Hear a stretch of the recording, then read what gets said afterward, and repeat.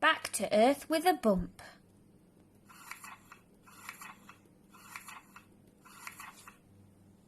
It's evening and Hal needs to go up to bed.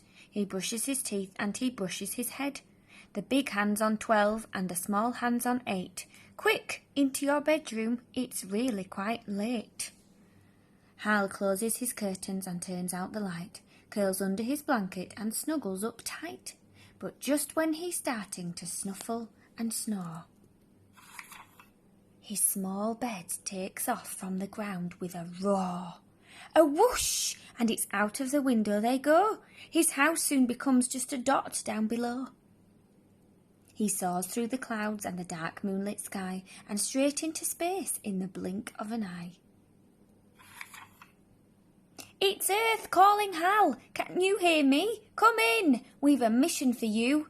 When can you begin? You're loud and you're clear. Now just tell me the plan. Please give me my mission. I'll do what I can. Please find us the sun. It has gone from the sky. It's vanished completely. We just don't know why. Okay, agrees Hal with a nod of his head. I'll track down the sun in my space-travelling bed. What's that up ahead? Hal squints hard as he sees a shape that is pale and all round like a cheese.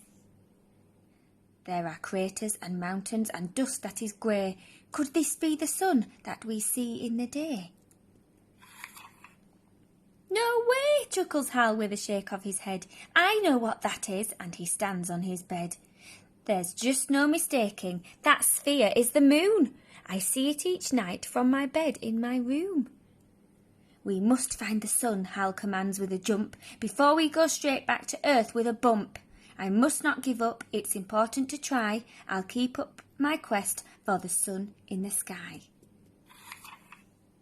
What's that up ahead? Hal jumps up as he spies some bright twinkling shapes far ahead in the sky. They sparkle and dazzle, they glow with white light. Could this be the sun that we lost in the night? Oh no, giggles Hal with a wink of his eye. I know those small diamonds high up in the sky. Those beautiful twinkling space dots are stars. I'm perfectly certain that that's what they are. We must find the sun, Hal commands with a jump, before we go straight back to earth with a bump. I must keep on trying, although it is hard. I've done well already to find all these stars. What's that up ahead? Hal stands up on his tiptoes to see a vast shape that is bright red and glows. There are mountains and valleys and deserts so dry. Could this be the sun that has gone from the sky? It can't be, says Hal as he scratches his head. I know what that is. It's so round and so red. It's perfectly clear that this planet is Mars. I've heard it's the planet that's found next to ours. We must find the sun, Hal commands with a jump, before we go straight back to earth with a bump. This mission is hard. It's a difficult test, but if I have tried, then I've given my best. Hal looks back at earth, and then what does he see? The planet is moving. It's turning around. It must be rotating without any sound. Hal zooms round to find where his bedroom has gone. And what does he find? He discovers the sun. The sun doesn't budge, but the earth moves instead. Hal works it all out as he clings to his bed. When night comes, we see the bright moon in the sky, but in daytime, the sun is the thing that we spy. I knew I could do it if only I tried, Hal smiles with delight as he looks at the sky. I did not give up and I did not give in, and I found the sun, Hal shouts out with a grin.